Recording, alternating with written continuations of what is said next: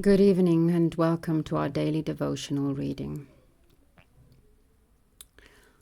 We are reading through all of Plato in one year in our imaginary monastery. And we're currently in Cratylus. I did Google how I'm supposed to pronounce that in English, but I do apologize if I'm still saying it strangely. Let's quiet down.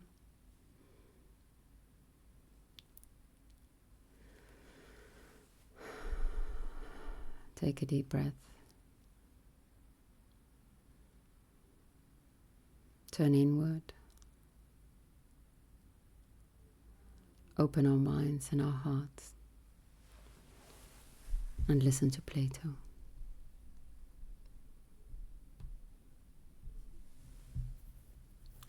Socrates. And is not naming a part of speaking? For in giving names men speak. That is true. And if speaking is a sort of action and has a relation to acts, is not naming also a sort of action? True.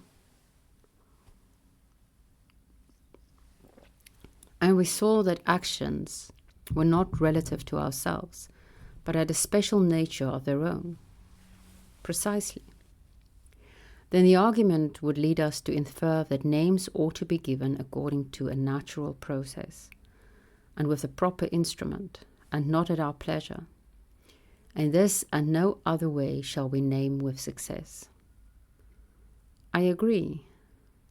But again, that which has to be cut with something. Yes. And that which has to be woven or pierced has to be woven or pierced with something. Certainly.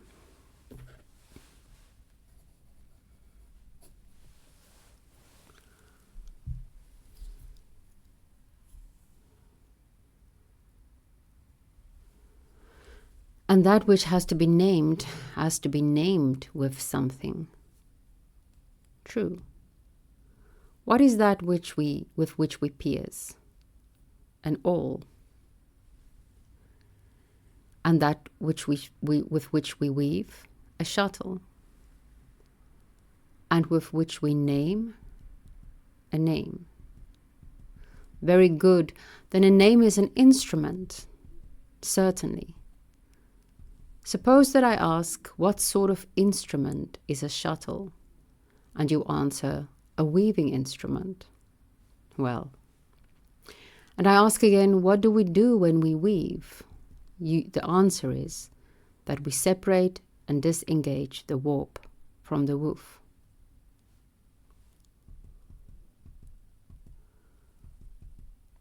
Very true. And may not a similar description be given of an awl and of instruments in general? To be sure. And now suppose that I ask a similar question about names.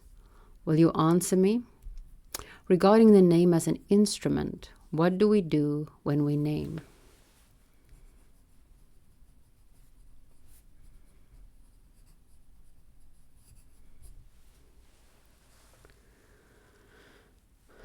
I cannot say. Do we not give information to one another and distinguish things according to their nature?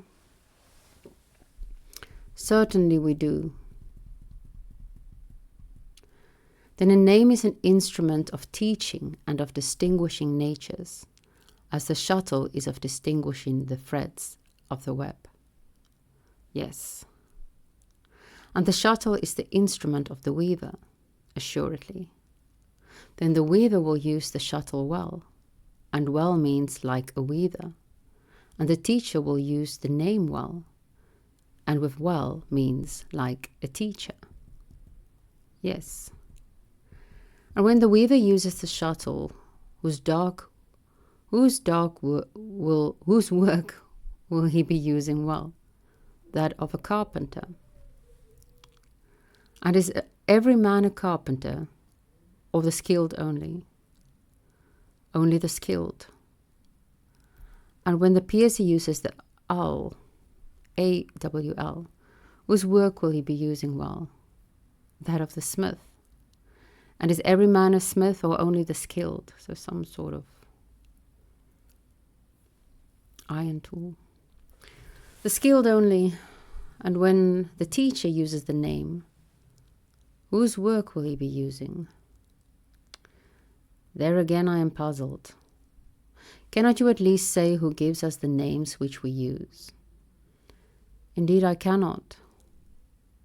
Does not the law, nomos, the other translation translated as rules, the newer translation, though nomos means law, seem to you to give us them? Yes, I suppose so. Then the teacher, when he gives us a name, uses the work of the legislator or the rule maker. I agree. And is every man a legislator or the skilled only? The skilled only.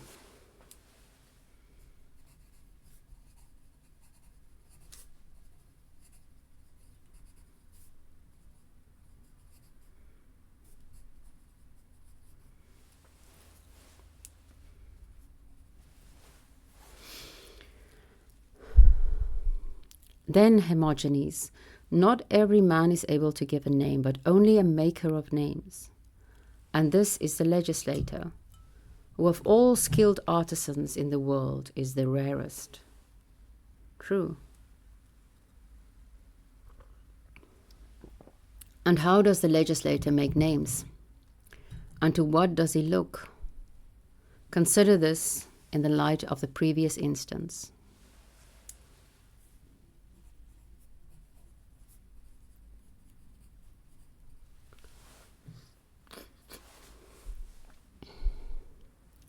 To what does the carpenter look in making the shuttle? Does he not look to that which is naturally fitted to act as a shuttle?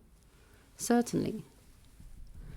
And suppose the shuttle to be broken in making, will he make another, looking to the broken one? Or will he look to the form according to which he made the other? To the latter, I should imagine. Might not that be justly called the true or ideal shuttle? I think so. And whatever shuttles are wanted, or the manufacturer of garments, thin or thick, or of flaxen, woolen, or other material, ought all of them to have the true form of the shuttle, and whatever is the shuttle best adapted to each kind of work, that ought to be in the form which the maker produces in each case. Yes.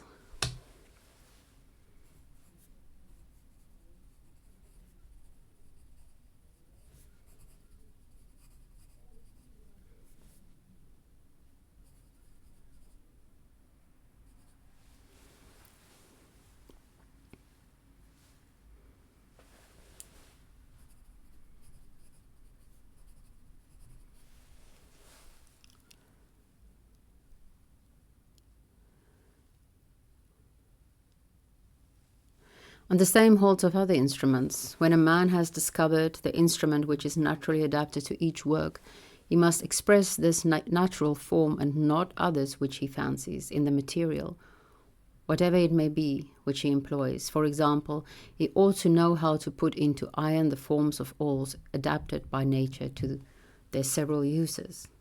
Certainly. And how to put into wood forms of shuttles adapted by nature to their uses. True. And for the several forms of shuttles naturally answer to the several kinds of webs. And this is true of instruments in general. Yes. Then, as to the names, ought not our legislator also to know how to put the true natural name of each thing into sound and syllables, and to make them give all names with a view to the ideal name, if he is to be a namer in any true sense? And we must remember that different legislators will not use the same syllables, for neither does every smith, although he may be making the same instruments for the same purpose, make them all of the same iron. The form must be the same, but the material may vary, and still the instrument may be equally good of whatever iron made, whether in Greece or in a foreign country.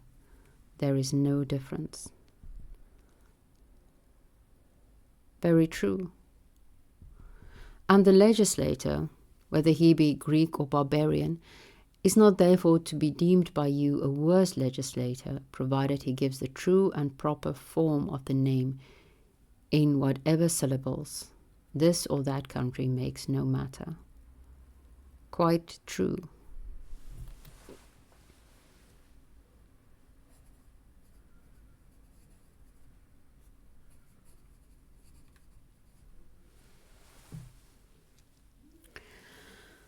But who then is to determine whether the proper name is given to a shuttle, whatever sort of wood may be used, the carpenter who makes, or the weaver who is to use them? I should say he who is to use them, Socrates. And who uses the work of the guitar maker? Will not he be the man who knows how to direct what is being done? And who will know also whether the work is being well done or not? Certainly. And who is he? The player of the guitar. And who will direct the shipbuilder? The ship's captain. I use the other translation here because I can't pronounce the old words. And who will be best able to direct the legislator in his work, and will know whether the work is well done, in this or any other country? Will not the user be the man?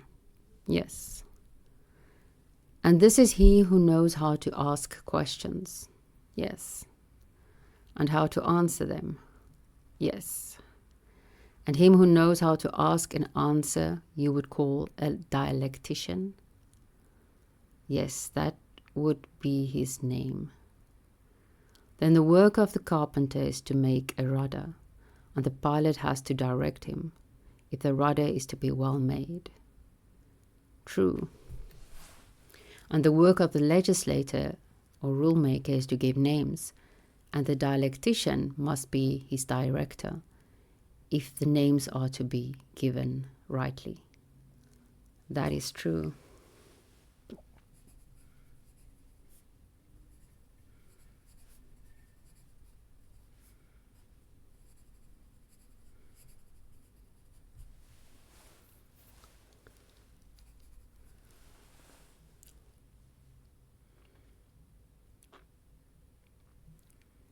Then, Hermogenes, I should say that this giving of names can be no such light matter as you fancy, or the work of light and chance persons. And Cratylus is right in saying that things have names by nature, and that not every man is an artificer of names, a maker of names. But he only who looks to the name with each thing by nature has and is able to express the true forms of things in letters and syllables. I cannot answer you, Socrates, but I find a difficulty in changing my opinion all in the moment, and I think that I should be more readily persuaded if you would show me what this is, what you term the natural fitness of names. My good Hermogenes, I have none to show. Was I not telling you just now, but you have forgotten, that I knew nothing, and proposing to share the inquiry with you? But now that you and I have talked over the matter, a step has been gained, for we have discovered that names have by nature a truth, and that not every man knows how to give a thing a name. Very good. Thus far our scripture of the evening.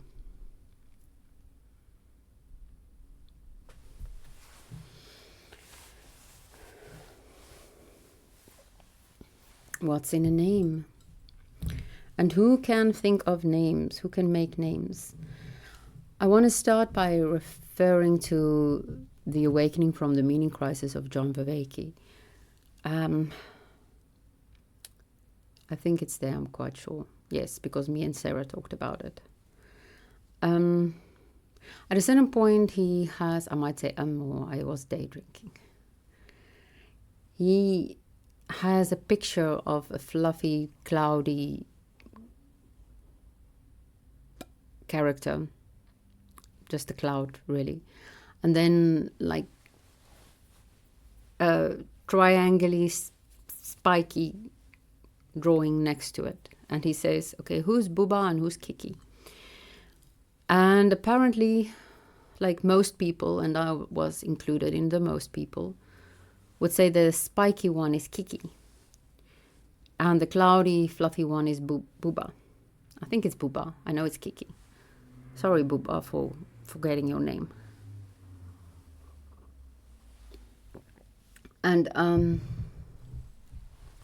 so there is something in it, and I can't remember the argument why he talked about that. But we do have a natural inclination to associate certain sounds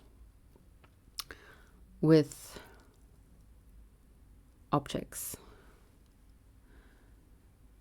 And maybe it's I think, if I remember correctly, it's been a very long time. Plato speaks of the name as an instrument. And we can talk about that for sure. But as he was saying that, as I was reading what he was saying, I thought like of metaphors. And I think in John's illustration, it is part of his whole experiencing how we think metaphorically. And how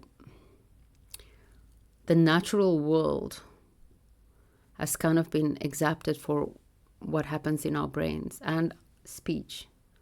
Speech, of course, physically exapted, the tongue's motion ability, and then the wind passage makes us capable of speaking. But also in our mind, sounds, which has a feel to it, and directions, like he always used, like, do you get or grasp what I'm saying? Halfway through the lecture and things like that, he says. So I think Booba and Kiki is part of the metaphorical use of language. That being said,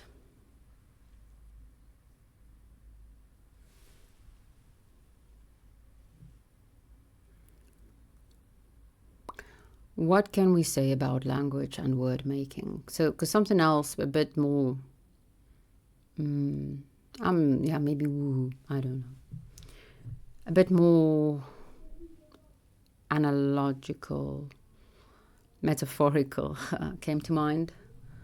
The thing is, Plato gives a lot of credit to skilled people and to elite people.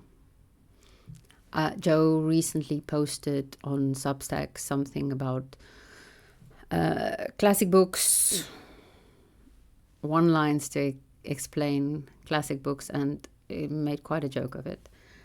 And I remember the Republic being something on the line of, the ideal state is run by people like Plato. And what I read here tonight is the ideal person to advise, not make necessarily words themselves, but to advise on how to make words, is people like Plato. And if one reads the laws, which I'm currently doing in the morning, one would say, advise on and make himself the words. Now I imagine if you do have access to the Platonic realm and the forms, you will find it hard to see how people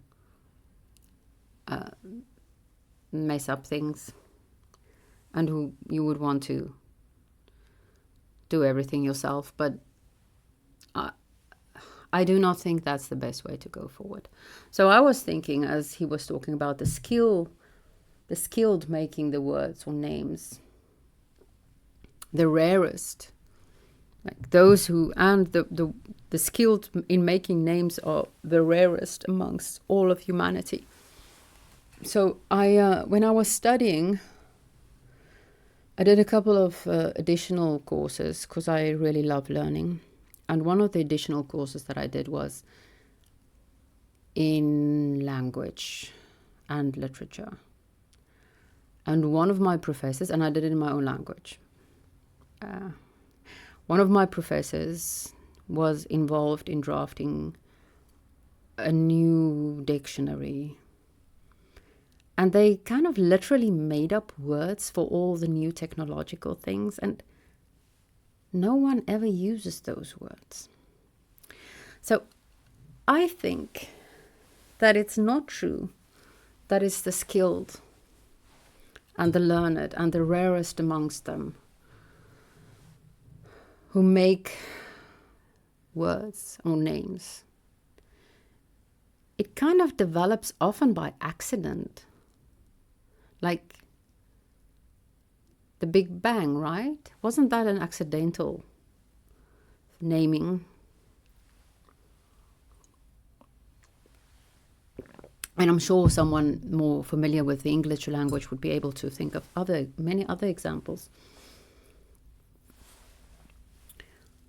But what does that say to us about how to be and how to pursue the cultivation of wisdom and how to pursue learning?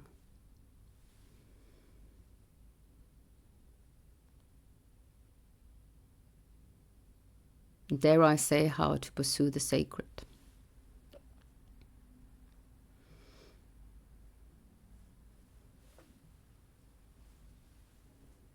For me, it's very clear. It will develop amongst the people.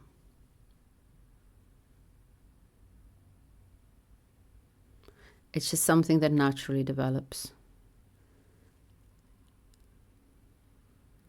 And I think history have taught us that power-hungry people are very good at capturing the initiatives of the masses, or the small groups within the masses. But grassroots, I think, is the fancy way to say it. That which happens at grassroots. But we're fortunate that we live in a time where the grassroots are just starting to take shape. We live in a time before that which is coming has come into form enough that anyone can profit from it.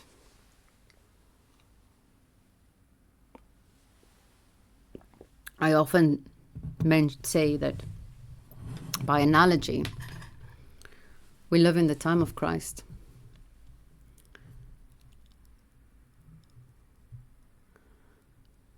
And in some strange way, we are the first. We are the ones who walk with him and don't even know it.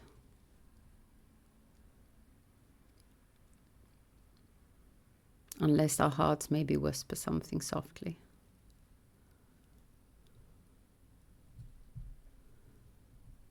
I do not believe that there's a new Messiah coming. I'm not saying that. But maybe John is right. Maybe the new Christ is the church or the ecclesia, the ones called to assemble. Maybe the new Buddha is the Sangha.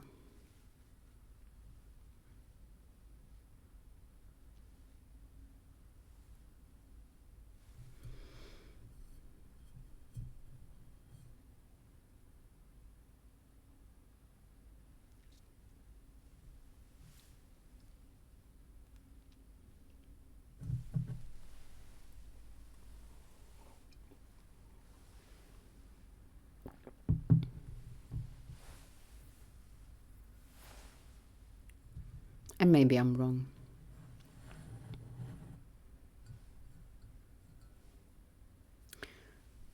I'm reading The Myth of Sisyphus over and over again, the part of the myth of Sisyphus, the myth of Sisyphus in the myth of Sisyphus. So that last 4 pages I'm reading over and over again daily, once a day,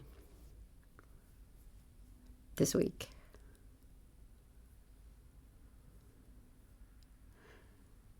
And I'm very, very much attracted to the idea of the absurd. Ecclesiastes was my favorite book, even as a teenager.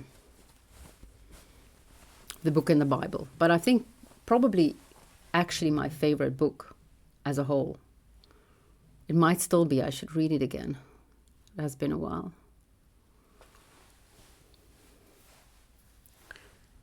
And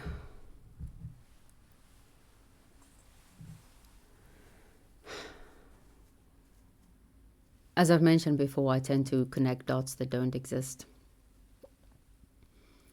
And so I'm connecting somehow the fact that all my friends give me Alice in Wonderland gifts, even friends who don't know each other. We're all mad here. With the idea that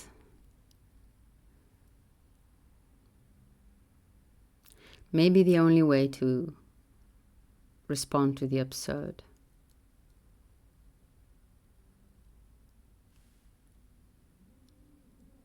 I was thinking of and I can't remember if it was like in a series that I saw as a child or in a movie or in the book, but I was thinking of the tea party specifically because that seems to be the theme also on, but okay, it's tea related things. Oh, talking of roses,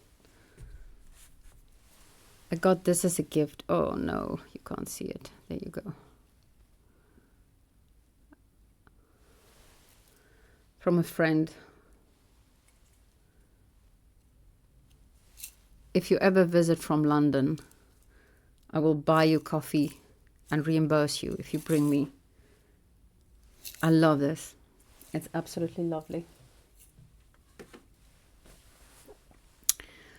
And yeah, maybe the only way to respond to the absurd is to go a little bit insane. We're all mad here. But, oh no, not but. I was also thinking this morning, I saw something not at all related. I just saw Andrew Taylor. And then I had to think of Andrew Tate and something I saw of him recently. And I don't view him, like occasionally things of his pop on my feed by people making fun of him. And I'm like, the guy must be acting, right? No one can be that stupid. Is he really that stupid?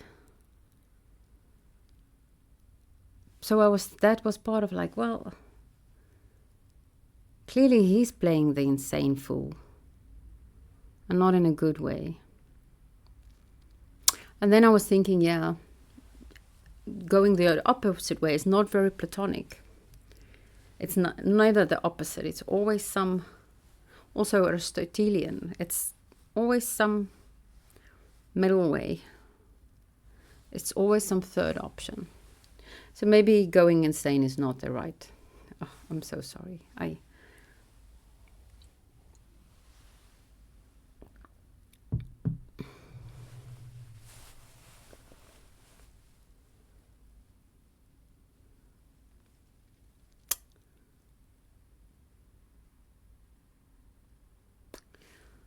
I think we've just been too strict on ourselves as adults and not allowing ourselves imaginative play.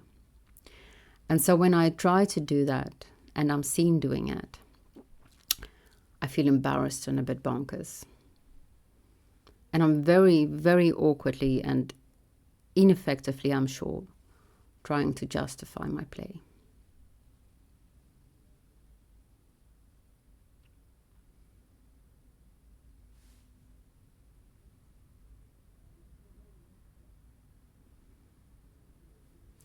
Whatever a name is, language. Oh, there goes my voice. Language is extraordinary. Until we can put our heads against each other and know what the other means. This is the best we have.